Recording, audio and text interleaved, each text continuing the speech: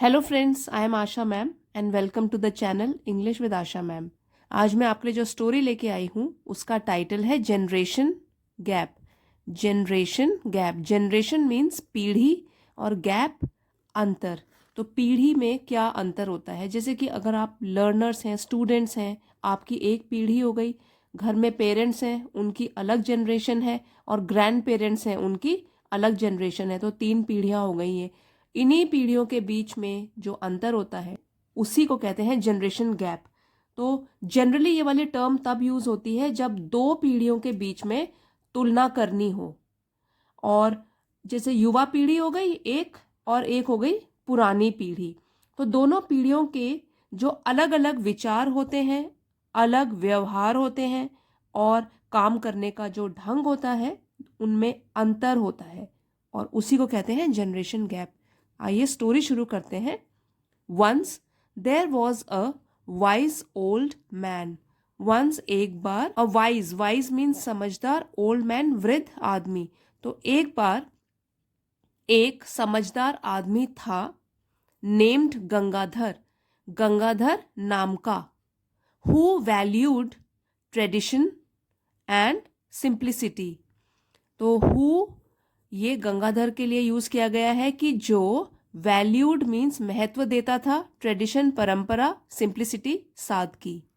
तो एक बार एक समझदार बूढ़ा आदमी था गंगाधर नाम का, जो कि परंपरा और सादगी को महत्व देता था। अब वाइज है वो, तो जो समझदार लोग होते हैं वो सिंपल होते हैं, परंपरा में भी विश्वास रखते हैं।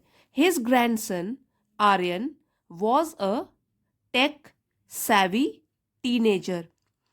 उनका ग्रैंडसन मीन्स पोता, आर्यन नाम का, was a tech savvy। Now tech savvy का मतलब होता है जो तकनीकी उपकरण, उसको यूज करने का ज्ञान जिसको अच्छी तरह से होता है उसको बोलते हैं टेक savvy। और टीनेजर, टीनेज होती है 13 से लेकर 19 ईयर्स को कहते हैं टीनेज। तो आर्यन जो है वो एक टीनेजर है, और वो तकनीकी उपकरण का उसको बहुत ज्ञान है, और वो पोता है गंगाधर का। तो his grandson Aryan was a tech savvy teenager, immersed in the fast paced world of gadgets and social media। immersed means डूबा रहना, in the fast paced world, दुनिया जो कि है फास्ट पेस्ड, इसका मतलब है तेज रफ्तार से भरी दुनिया। गैजेट होता है उपकरण या कोई मशीन, और सोशल मीडिया। तो आर्यन जो है वो हमेशा डूबा रहता था तेज रफ्तार से भरी दुनिया में, जो कि भरी हुई थी उपकरण, गैजेट से और सोशल मीडिया से। तो कहने का मतलब है कि सोशल मीडिया और गैजेट की दुनिया में, जो कि तेज रफ्तार भरी दुनिया थी, उसमें वो हमेशा डूबा रहता था। One day Aryan presented his grandfather with the latest smartphone.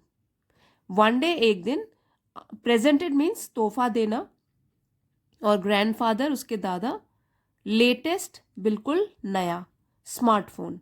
तो एक दिन जो है आर्यन ने अपने ग्रैंडफादर को, अपने दादा को, एक बिल्कुल नए स्मार्टफोन का तोहफा दिया। Grandpa, this will make life so much easier for you. अब उसने कहा है, आर्यन कह रहा है, इन्वर्टेड कॉमास में बताया गया है कि क्या कह रहा है। ग्रैंडपा, दादाजी, this will make life so much easier for you. ये जो है ईजी, ईजी होता है आसान, ये है एडजेक्टिव, और उसकी डिग्रीज होती हैं फिर, ईजी, ईजियर, ईजीएस्ट। तो कंपैरेटिव डिग्री में ई आर लगता है, वाई हट जाएगा, ई आर लगता है। कंपैरिजन होता है, तुलना होती है 2 चीज़ों में। तो ये बता रहा है उनको कि ये जो है स्मार्टफोन ये बना देगा। विल मेक, फ्यूचर टेंस की बात है, विल के साथ या शेल के साथ जब हम यूज़ करते हैं सेंटेंस में, तो फ्यूचर टेंस की बात हो रही है कि ये बना देगा आपकी ज़िंदगी को बहुत आसान। ये ईजियर है किसकी तुलना में, जैसे अभी आप जिंदगी जी रहे हो उसकी तुलना में आपकी जिंदगी और आसान बन जाएगी। फॉर यू, आपके लिए। You can connect with the world at your finger tips. और ये उसका जो स्पीच था या जो डायलॉग बोल रहा है वो खत्म हो गया, तो इन्वर्टेड कॉमा क्लोज हो गए। तो वो कह रहा है you can connect with the world, आप कनेक्ट हो सकते हो, जुड़ सकते हो विद द वर्ल्ड, दुनिया से, eight your finger tips. Eight your finger tips जो है एक फ्रेज है जिसका मतलब होता है बहुत जल्दी, रेडिली अवेलेबल, मतलब जो भी आप चाहते हो ढूंढना, पता करना, वो आपको बिल्कुल अपनी उंगलियों में मिल जाएगा, मतलब बहुत जल्दी मिल जाएगा, readily available. He exclaimed. Now exclaim भी होता है बोलना, लेकिन खुशी के साथ, तो उसने ये बोला खुशी के साथ, अपने दादाजी को गिफ्ट करा जब उसने, तो बहुत खुश था और उसने ये चीज़ें बोली उनको, that this will make your life so much easier, you can connect with the world at your fingertips. Gangadhar a bit bewildered. Bewildered, तो गंगाधर जो कि अ बिट मतलब थोड़े से, बेविल्डर्ड हैरान हो गए या हक्के बक्के रह गए, स्माइल्ड एंड एक्सेप्टेड, तो उन्होंने थोड़ा मुस्कुराया, एंड एक्सेप्टेड, ACCEPTED, एक्सेप्टेड मतलब स्वीकार करना। एक और स्पेलिंग मिस्टेक जो करते हैं बच्चे वो है एक्सपेक्ट, EXPECT, एक्सपेक्ट मतलब इच्छा करना, आशा करना, इसके साथ कंफ्यूज हो जाते हैं। तो एक्सेप्ट एक होता है, एक्सपेक्ट, और एक और वर्ड होता है एक्सेप्ट। एक्सेप्ट मतलब इसके अलावा, ये जो 3 वर्ड्स है ये बहुत कंफ्यूजिंग है। एक्सेप्ट स्वीकार करना, एक्सपेक्ट आशा करना, एक्सेप्ट इसके अलावा, तो यहां पर तो है कि स्वीकार किया उन्होंने उस तोहफे को। However, as days passed, he struggled to adapt to the complex device. However, हालांकि days passed जैसे दिन बीतते गए, he struggled, he यहाँ पे गंगाधर के लिए used है, he struggled मतलब वो उन्होंने संघर्ष किया, to adapt, adapt means अपने आप को ढालना, to the complex device, इस मुश्किल उपकरण के अनुकूल अपने आप को ढालने में उन्होंने बहुत संघर्ष किया। वो समझ ही नहीं पाए कि स्मार्टफोन को यूज कैसा करना है, तो ये मतलब है इसका कि he struggle to adapt to the complex device. Frustration built up in both generation. Frustration means खीज या झुंझलाहट पैदा हो गई, बिल्ट अप बढ़ने लगी, इन बोथ जनरेशन दोनों पीढ़ियों में। दादाजी भी बहुत परेशान है, उनको यूज करना आ ही नहीं रहा है स्मार्टफोन, और जो आर्यन है वो इसलिए परेशान हो रहा है कि ये तो एक बहुत ही इजी चीज है, क्यों नहीं समझ पा रहे हैं ये, leading to misunderstandings and occasional clashes. Leading to, तो ये इसकी वजह से क्या हुआ, मिसअंडरस्टैंडिंग, गलतफहमियां पैदा हो गई, and occasional clashes, clashes means अनबन या झगड़े होने लग गए, ओकेजनल कभी कभार, तो झगड़े होते थे वो भी कभी कभार, तो झगड़े भी होने लग गए, कहासुनी होने लग गई, अनबन हो गई दोनों में। One evening Gangadhar asked Aryan to come to his room. अब एक शाम क्या हुआ, गंगाधर ने आस्क्ड आर्यन, आर्यन को बोला, टू कम आने के लिए, टू हिज रूम अपने कमरे में आने के लिए उसको बोला। Aryan I appreciate your gift, अब वो बता रहे हैं, तो ये फिर से जो डायलॉग है उनका इन्वर्टेड कॉमास के अंदर है। Aryan I appreciate your gift, मैं महत्व देता हूं, अप्रिशिएट करता हूं आपकी गिफ्ट को जो आपने मुझे तोहफा दिया है, but I realize that simplicity has its own beauty, तो आपने तो मुझे बहुत सुंदर तोहफा दिया है, लेकिन आई रियलाइज मैं समझता हूं, दैट की simplicity has its own beauty, कि सादगी की भी अपनी ही एक सुंदरता है, या सादगी में भी अपनी ही सुंदरता है, सादा जीवन जीना भी सुंदर होता है, ये बोलना चाहते हैं वो आर्यन को। Our generation might be slower with technology, वो कह रहे हैं कि हमारी पीढ़ी माइट बी हो सकता है, स्लोअर, यहां पर भी ER लगा हुआ है एडजेक्टिव में, तो इसका मतलब हुआ डिग्रीज, ये हो गई कंपैरेटिव डिग्री, हमारी जनरेशन आपकी जनरेशन से स्लो हो सकती है विद टेक्नोलॉजी, लेकिन प्रौद्योगिकी के क्षेत्र में या जहां पर भी टेक्नोलॉजी आती है, गैजेट्स आते हैं, उपकरण आते हैं, उस क्षेत्र में, but we have a wealth of, लेकिन हमारे पास है अ वेल्थ, एक खजाना, of wisdom and experiences. Wisdom means ज्ञान, एक्सपीरियंसेस अनुभव, टू शेयर साझा करने के लिए। तो अब वो कह रहे हैं कि हम तकनीकी उपकरण में तो हो सकता है इसको यूज करने में हम इतने तेज ना हो, हम स्लो हो, धीमे हो, लेकिन हमारे पास खजाना है ज्ञान का और अपने अनुभवों का, जिसको हम आप लोगों के साथ बांट सकते हैं। आर्यन लिसनिंग इंटेंटली, अब आर्यन जो है वो ध्यान से इसको सुनता रहा, लिसनिंग सुनता रहा। पुट डाउन हिज स्मार्टफोन, उसने अपना स्मार्टफोन जो है वो नीचे रखा। गंगाधर कंटिन्यूड, गंगाधर ने अपनी बात को फिर से कंटिन्यू रखा, जारी रखा।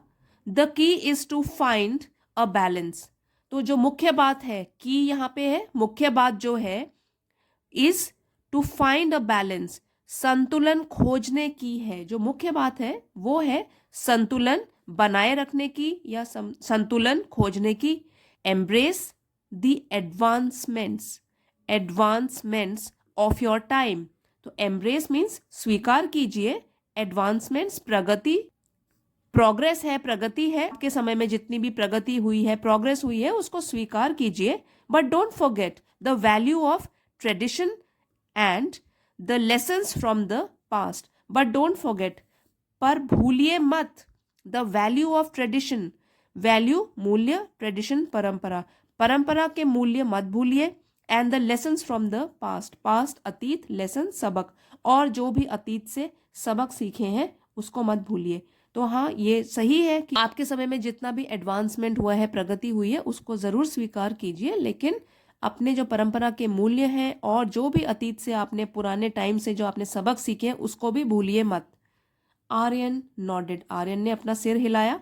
Realising that the wisdom of his grandfather was a treasure, realizing महसूस करते हुए, विजडम ज्ञान, और ट्रेजर ट्रेजर खजाना। तो रियलाइज महसूस करते हुए कि जो उसके दादाजी का खजाना है ज्ञान का, ठीक है, wisdom of his grandfather was a treasure, कि उसके ग्रैंडफादर दादा का जो ज्ञान था वो तो एक खजाना था। मोर वैल्यूएबल, वैल्यूएबल मूल्यवान, मोर अधिक, तो वो ज्यादा मूल्यवान था, दैन एनी मॉडर्न गैजेट, तो एनी मॉडर्न कोई भी आधुनिक गैजेट के मुकाबले जो उसके दादाजी का ज्ञान था वो तो सबसे बड़ा खजाना था और अधिक मूल्यवान भी था। अब ये वाला जो दैन है वो भी तब यूज करते हैं जब दो चीजों में हम तुलना कर रहे हों। तो ये मॉडर्न गैजेट की तुलना कर रहा है अपने दादाजी के ज्ञान से, तो कह रहा है कि मेरे दादाजी का जो ज्ञान है वो अधिक मूल्यवान है इन किसी भी आधुनिक उपकरणों के मुकाबले।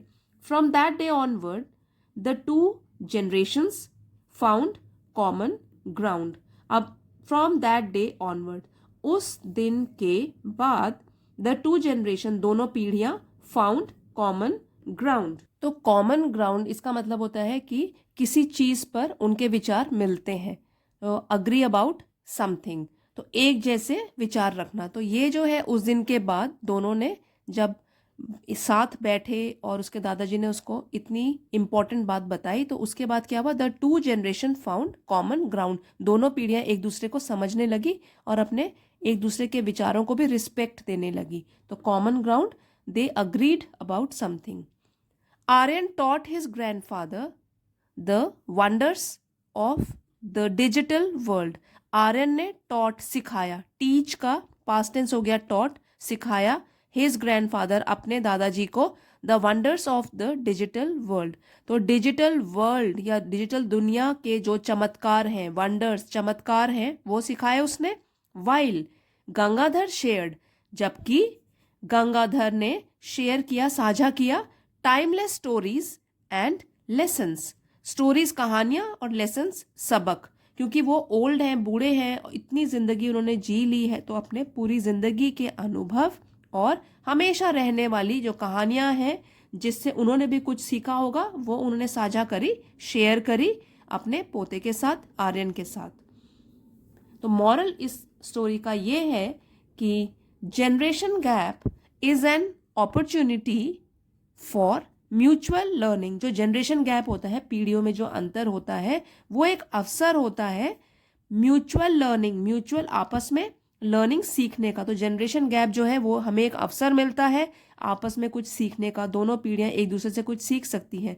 Each generation has something unique to offer, each हर जनरेशन, हर पीढ़ी के पास हैज समथिंग होता है कुछ यूनिक अलग, टू ऑफर देने के लिए, and by bridging the gap. Now bridging the gap जो एक फ्रेज है उसका मतलब होता है दूरी को कम करना। जैसे दूरी है, गैप है, उसमें एक ब्रिज बना के दूरी को कम कर देना, connection banana.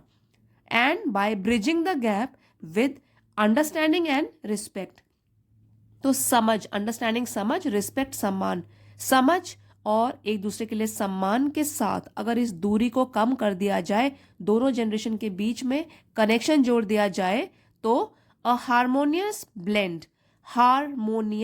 Blend of tradition and progress can enrich the family life. तो क्या हो सकता है? हार्मोनियस, जिसमें कि तालमेल हो, ब्लेंड मिला जुला, तो तालमेल भरा, of tradition and progress, tradition परंपरा, प्रोग्रेस प्रगति, प्रगति और परंपरा का तालमेल जिसमें हो, इस तरीके का रिलेशन बन जाएगा। And it can enrich the family life, enrich समृद्ध कर देगा, बढ़ा देगा और उसका मूल्य बढ़ा देगा, किसका? फैमिली लाइफ का, पारिवारिक जीवन का। तो पारिवारिक जीवन जो है वो और भी समृद्ध बन जाएगा अगर परंपरा जो कि ओल्ड जनरेशन के पास है वो फॉलो करते हैं, और प्रगति, न्यू जनरेशन हमेशा कुछ ना कुछ नया ढूंढती रहेगी। तो प्रोग्रेस एंड ट्रेडिशन, परंपरा और प्रगति का अगर तालमेल बैठ जाए तो क्या होता है, जो दोनों जनरेशन में दूरी है वो कम हो जाएगी और कनेक्शन बैठ जाएगा। तो जनरेशन गैप में हमें भी, जैसे हमारे घर में बड़े हैं, आप सब लोग स्टूडेंट्स होंगे, आपके घर में बड़े हैं, आपके माता पिता हैं, आपके देन ग्रैंड पेरेंट्स हैं, तो हर एक पीढ़ी का अपना विचार है, अपना व्यवहार है, काम करने का ढंग है। तो सभी को रिस्पेक्ट देनी चाहिए और एक दूसरे की पीढ़ी से हमको कुछ ना कुछ ज़रूर सीखना चाहिए, तो तालमेल बना रहेगा फैमिली लाइफ में। आई होप फ्रेंड्स आपने इस ब्यूटीफुल स्टोरी के ज़रिए कुछ ना कुछ नया आज ज़रूर सीखा होगा। स्टोरी पसंद आई है तो प्लीज़ लाइक, शेयर और सब्सक्राइब करना मत भूलिएगा। Thank you friends for watching. See you next time.